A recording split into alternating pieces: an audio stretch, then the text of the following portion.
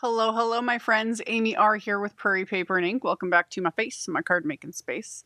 A couple of birthday cards using several of the new products from Simon Says Stamps, September 1st, 2025 release.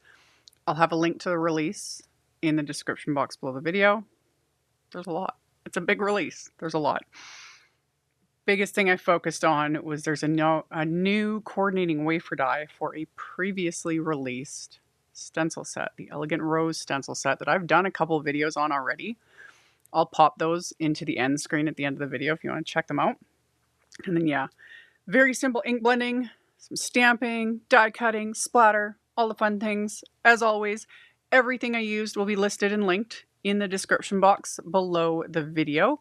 My links are affiliate links. That just means that if you click on one of my links and end up placing an order, I do get a little kickback from that at no extra cost to you. That is what helps pay the bills, keeps the lights on, you know, all the things.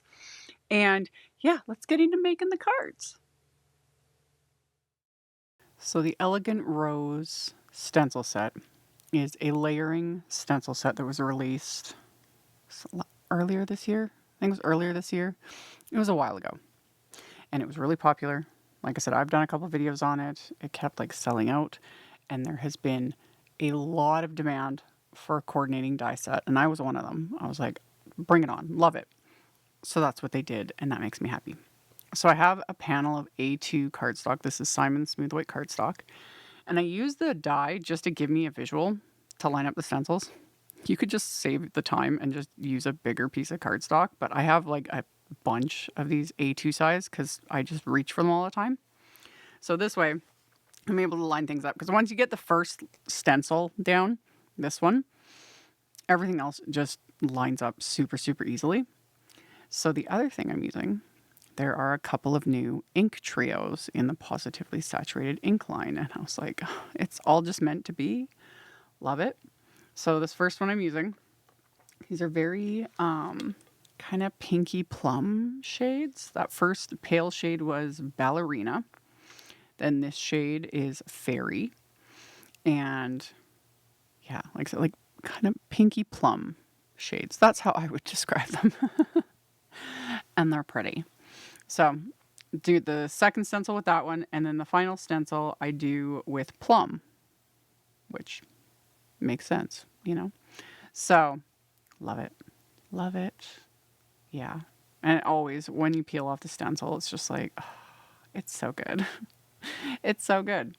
So those three make up the rose, and then the little rosebud, and the one little, like the little trio, basically. And then the final stencil does all of the greenery. And you could just stencil this last one, like just one shade, add your ink, move on. But I wanted to still use 3 shades of ink, so that's what I did. So I got the stencil lined up, and then I pulled out one of my favorite green combos. It's the cabbage, artichoke, and kale Pawsitively saturated inks. I don't know. I really like these shades of green, so I find myself reaching for them quite often. And did the lightest shade all over this entire stencil.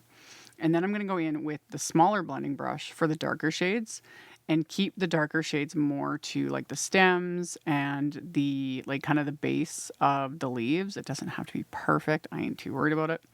I did also, and this is a little trick I picked up from Kathy Zielski, I used the stylus end of my embellishment one to hold down parts of the stencil that are, I would call it like finicky. Another option, you could just spray the back of this stencil with a bit of pixie spray. Just keep like those little tiny bits that stick out into like for the spine of the leaves, basically, or the veins of the leaves. I never really think about that till I'm like in the middle of adding all the color, and I was like, that's right, I should have probably sprayed just a smidge of pixie spray. But usually I just hold it down with my finger. It's not a big deal. But yeah, Kathy did this with the stylus, and I was like, smart, love it. So I can just hold it down with that, and then have my ink without moving everything around, because on top of it, I'm also very heavy-handed, and yeah, little stencil bits, little finicky things, they're gonna move, you know? So I repeated that with the final shade, which was the kale, and this I kept somewhat more to like the bases, not adding as much, but like I said, it honestly doesn't matter. And these inks, as they dry back a bit, so they soften a little bit and they smooth out. So you just don't need to worry too much about it. So once I added the final shade here, then I can peel off the stencil, which is my absolute favorite part, because then you've got your whole finished image. And this guy's big. Like, this panel of cardstock is 4¼ by 5½ inches. So he takes up, a full card, or if you'd like to make bigger cards, it's perfect, So that was the first panel. And originally I was only going to do the one card, but then I was just like, oh, I need to blend these other colors. I have to do it. So I did. So I super sped this up, and I'm only going to show the blooms because for the greenery, I did the exact same thing. But for this one, I used the other new ink trio, and this is Periwinkle and then Clematis and Crocus. So these ones are much more like blue-violet shades. In fact, I ended up I went through my stash and I was like, oh, Simon's blue-violet cardstock goes perfectly with these colors. Love it. So yeah, that's another thing I really love doing is, using the same thing, whether it's a layering stencil, a stamp, whatever. You can do the exact same thing, and just how switching the colors, changing up the color combo gives you a completely different look, and sometimes even a completely different feel depending on what it is and what the colors are. So, love it. So those are the two new ink trios, and they just make me happy. Do we need all the colors? No. Do I want all the colors? Yes. I love it. So once I was done stenciling, I used that new coordinating wafer die to die cut everything. There's also a word die that's included. It just kind of fit in the middle, and it says the word adore. I wasn't doing cards like that, but it's always nice to have those extras thrown in my opinion. So I just used the outline wafer die for these and die cut my panels. And then another new die set is this Lacy point frames.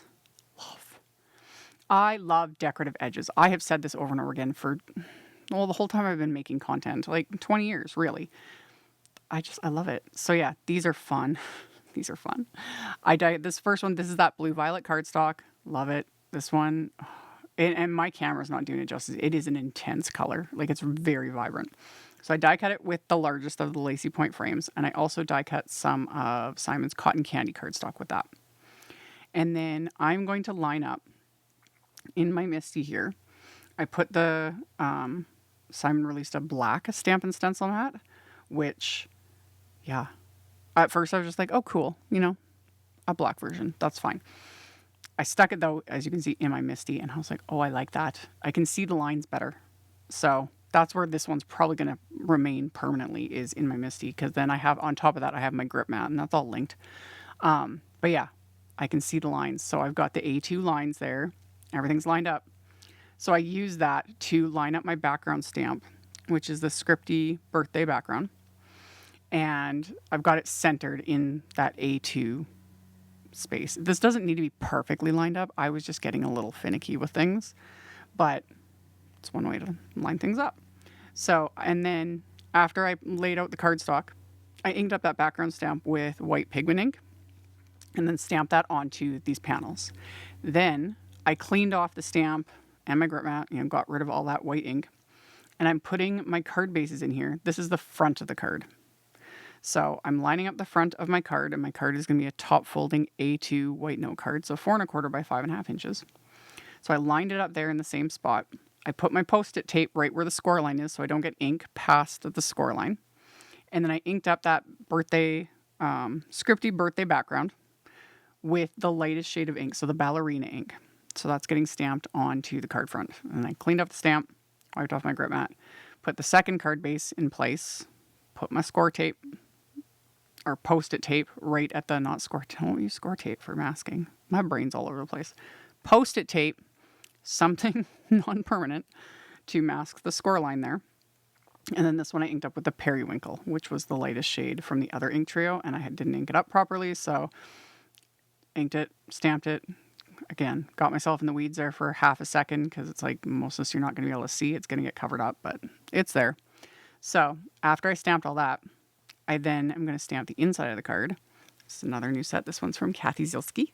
The CZ Design Inside Greetings Birthday. Love it.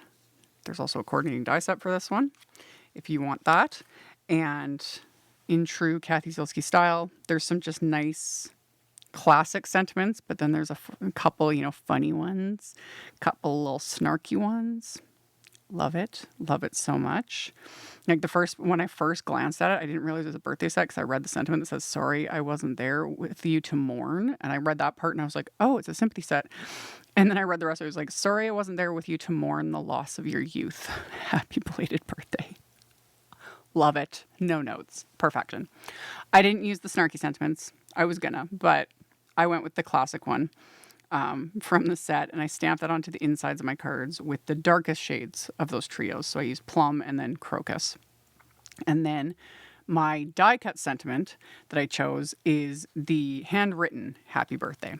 Now, this is the type of die cut sentiment that I go on about when I do the die cutting of the word in cardstock and then the outline in vellum. This type that has very narrow little margins to add adhesive to. And if you don't like working with liquid adhesive with one, but you like this type of style, etc., you could put like double-sided adhesive on the back of the cardstock before you die cut it. So then all you got to do is peel and stick. That works too, but I don't mind dealing with liquid glue. It just is what it is. Anyway, I adhered the words, the pieces, the die cut pieces, to my vellum outline, as you can see. And then I die cut a second one that I'm going to adhere on the back. And this is what I talk about. Because when it's like a thick, a chunky word or just a large die cut piece, it kind of doesn't matter. You got space. But with one like this is where this little trick comes in handy. Because by adhering this second piece on the back of the vellum, when I go to adhere this onto my cards, I can just put the glue on the back of the cardstock. I don't have to worry about trying to trace that delicate little sentiment on the vellum, on the back of the vellum there with the glue, because the glue is going to ooze out no matter what. And it's going to show through the vellum because vellum and glue just don't really mix. So adhering that second die cut to the back, one, it bumps up that vellum just a smidge, gives it that little bit of elevation, and two, makes it a million times easier to adhere it. So the only thing I didn't do this time is I didn't stack those sentiments. Usually I do at least 2 layers on the front, but yeah, I had enough going on. And in the end, I think it was fine. So I adhered those die cut and stamp panels to their card bases. Again, you could build up dimension, use foam tape, all the things. I was going through like a little flat phase when I was making these cards, and I was like, let's just see what I can do. How flat can I make these? So adhere to everything just with the Pawsitively Perfect craft glue. And then once they were adhered, I'd put my big acrylic blocks on it just to hold everything down, let the glue dry, flip these over, and just trimmed off the bits that were hanging off the edges of the cards. Once that was done, I'm going to pop these into my splat box because, of course, we're going to add a little bit of splatter. Now, some I just kept the splatter white. I did think about it, and then I forgot. And now I'm remembering as I'm doing the voiceover. So I was going to tint some of the splatter too. I've shown that in a bunch of videos, just smushing an ink pad and then mixing it with the white splatter to get a color and then splattering it. That would have looked cute too, but the white is also fabulous. So I used the Pawsitively Perfect white splatter medium. You need to stir it up. Always remember to stir it up really well when you go to use it, especially if it's been sitting for a bit, because like the actual white to the pigment settles to the bottom. So you always want to make sure you stir it up really well. So that's what I did. And then I used my fan brush and then added a pretty decent amount of splatter to both of these cards. And then just had to let that dry. After all of my splatter was dry, then I could adhere the sentiments to the card base. And this is where having that piece, the cardstock die cut on the back, so much easier. Because I just need to add little dabs of glue to the cardstock and not trace on the vellum. Because that's what I used to do. And it gets, especially with really narrow die cuts like this, it is kind of a pain. It is a pain. And again, the glue just oozes. So I just had to add glue to the back of the die cut, like the cardstock, press that into place, let the glue dry, and these cards are complete. So we've got these just gorgeous roses. I love this stencil set. And I really like that Lacy point frame. I like all of the things, of course. Of course. What else is new? These were fun. And these color combos were fun too. So those were the finished cards. Like I mentioned in the intro, if you expand the description box right below the video, all the supplies, the links to all the things, links to my social medias, etc. That will all be below. Thank you all so very much for hanging out with me, for thumbs upping and commenting, letting them robot overlords know you like what you see. Subscribe if you haven't. I'd love to have you. And I'll see you all very soon in the next one. Bye. Thank you so much to my amazing Patreon supporters. For anyone that might be interested in joining my Patreon community and supporting me, the link to my Patreon is in the description box below the video. For everyone else, as always, thank you all so much for taking the time to watch my videos, for thumbs upping, commenting, subscribe if you haven't, I'd love to have you. And here's a couple other videos for you to check out in case you missed them. Bye!